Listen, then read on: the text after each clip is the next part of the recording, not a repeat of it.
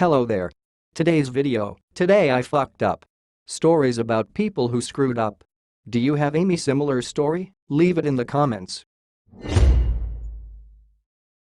Today I fucked up and almost killed my girlfriend by accidentally crawling at me like a demon. Her words, up our staircase on all fours.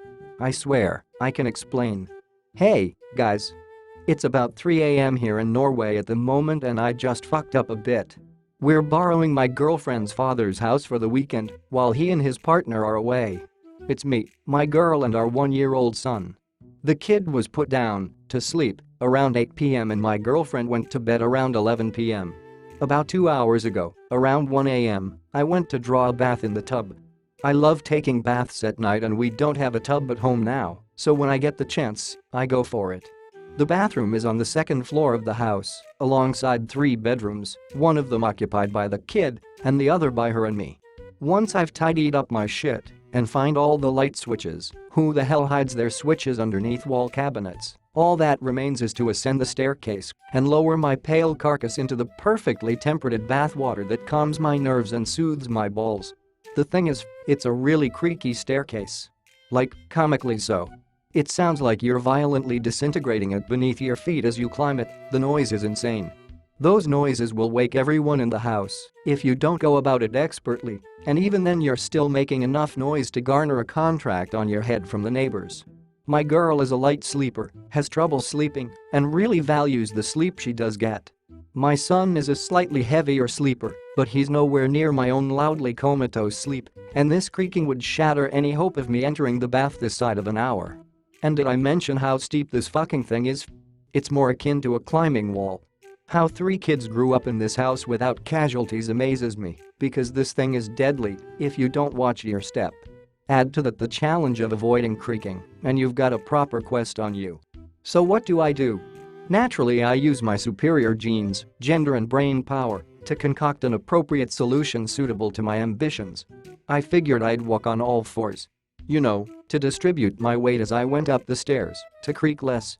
The idea made sense at the time, and to be honest, it worked, future consequences notwithstanding. The creaking was much lower. But not low enough not to wake my girlfriend. As I turned off the last light downstairs and made my ascent, she came out in the hallway. She wasn't wearing her lenses, so it took a moment for her to notice me, since I also instinctively froze for that same little moment when she opened the bedroom door. So at that very moment, as I freeze, she looks at me, and all she could see was my pale, tired nighttime face frozen in an undoubtedly unfortunate grimace, with a bigger, even paler body climbing up at her like an albino spider from the pitch-black darkness of downstairs. On all fours. At 1 a.m. She screamed so loud it shook my eyeballs and howled as she fell to the floor and shrieked in very real, deathly fear. Our son woke up, joining his mother in the absolute mayhem that was my relaxing bath time. I nearly fell down the stairs, but managed to rush up and calm my girlfriend, but she was terrified and furious at me. Thankfully, she was able to laugh at it once we calmed down our son, and her heart rate slowed down to triple digits. She, ever the drama queen, feels this was not appropriate behavior at 1 a.m. at night. She also thought I looked like an American version of the Grudge girl, but creepier. Threats were leveled against me and my dearest parts if I ever did that again. I got my bath, though. TLDR, I wanted to sneak up a steep, creaky staircase, crawled on all fours to avoid noise. Girlfriend saw me and was scared half to death. Today I fucked up by opening my BF's roommate's bedroom door. 4-ish years ago I started seeing a guy who worked in the same industrial park that I did. He was 28, I was 21. After a few dates, I visited his apartment in a building nearby to watch some movies. When we arrived, he showed me around. The bathroom, his bedroom, the living room. Then there was another door. He told me he recently let a friend stay with him between places, that he's currently in the process of moving out, and to not go in there. Okay, cool. Got it. Never thought about it again. This isn't my apartment, I don't care what's going on behind there. Things were going good between us. We kept it casual, seeing each other once or twice a week. We kept this casual pattern for a few months, and the relationship grew into a more comfortable partnership. I started staying over more often and began wanting to do my part in keeping a tidy house. He was always adamant that I never lift a finger and did all the dishes himself. He got me every drink and snack, did all the vacuuming, etc. One day after work, I wanted to surprise him with a home-cooked 3-course meal. I was off work an hour before him. He was aware I was going over to his place to wait for him, didn't know about the dinner. I went shopping and lugged all the groceries up 3 stories. When I arrived, he wasn't home yet, but I had a key, given weeks ago, to let myself in. The fridge was surprisingly bare. There were a few dishes dirty in the sink and a few clean ones on the drying rack. I took it upon myself to wash the dirty dishes and afterward put the others away. I started opening cupboards, familiarizing myself with the layout. That was my first mistake. If the cupboard wasn't entirely empty, it was filled with garbage. I mean takeout bags, junk food wrappers, empty containers, and dozens of pizza boxes. Almost hundreds. Out of about 16 cupboards, above and below, 4 held pantry items and kitchen utensils. The rest were empty or tetraed with garbage. Needless to say, I was overwhelmed. It didn't smell like rotten food. There were no signs of something like this. I feel like I was blindsided. It made me question everything he has ever said. I remembered the few white lies I caught him in and the big lie about his father's suicide attempt, confirmed by his sister to be entirely fabricated. Suddenly I remembered the roommate story. Since we met, I hadn't heard a thing about this former roommate. Not a story, not a name, not anything. So obviously that's my next step.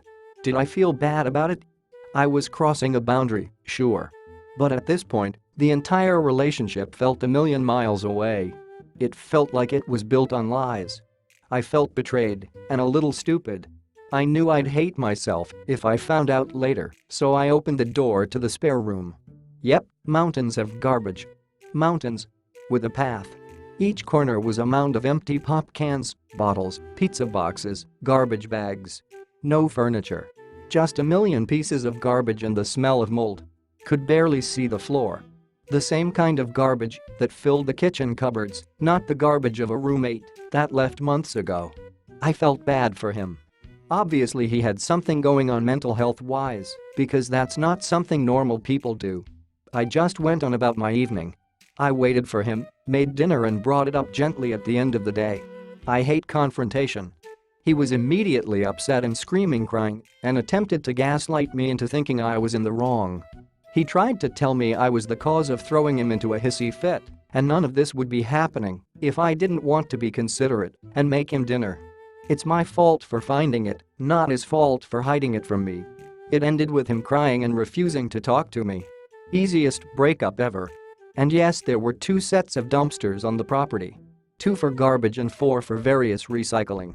TLDR, I found my, now ex-boyfriend's raccoon-like garbage hordes when trying to cook him a nice dinner, then he blamed the fight on me for snooping.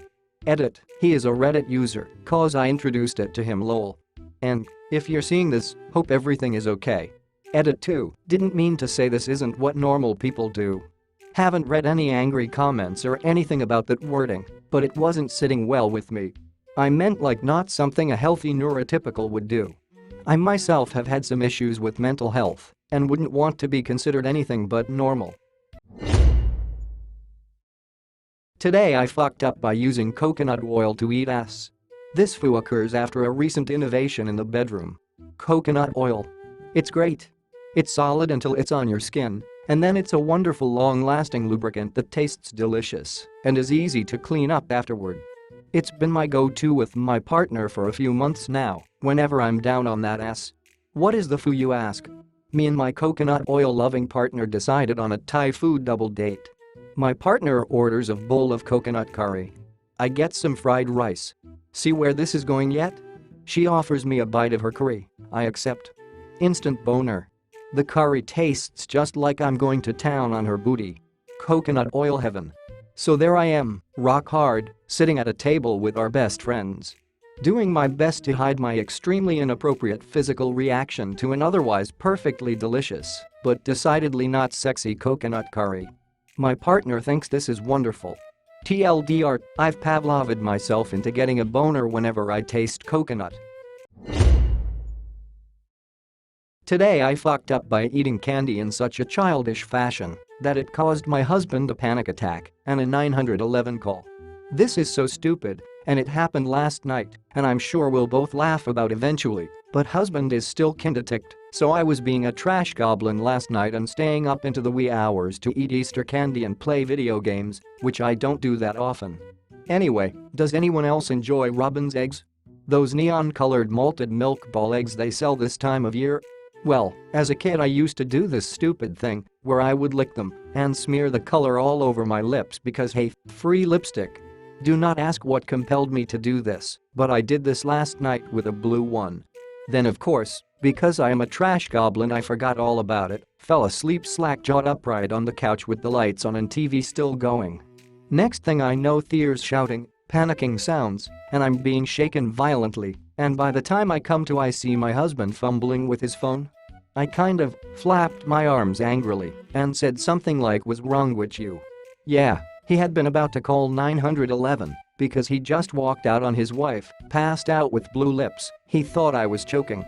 He was pretty incensed when I told him it was candy. It's the dumbest thing I've ever had to explain in our whole marriage. TLDR, I accidentally did a candy-coated imitation of the recently deceased causing my husband a panic attack and a near summoning of an ambulance. Edit didn't expect this to be so popular, thanks for the awards and the discussions on different candy-eating rituals. My husband has steadied his nerves and is now just ribbing me mercilessly not just for scaring him senseless, but also because I've been training for a triathlon and eating really healthily, so this lapse was extra grotesque. Today I fucked up gave my friend a boner. So I have a friend called Scott M. He's generally very comfortable with me, and the physical contact in our relationship's pretty adequate. Now this happened about 2 weeks ago. I was with him and a bunch of friends at some gig. It was late night and we both had smoked a couple joints before hitting the road. So we're at the back of the car wondering how we'll fit 6 people in the back. We decide I will sit on top of my other friend Jade. We're pretty far away from home, and the area we're driving through is a bit sketchy. Also the roads haven't been done up in years, so it's a pretty long drive, 45 minutes on average. I'm sitting on top of Jade and her legs were starting to hurt, so I move on to my other friend and finally Scott.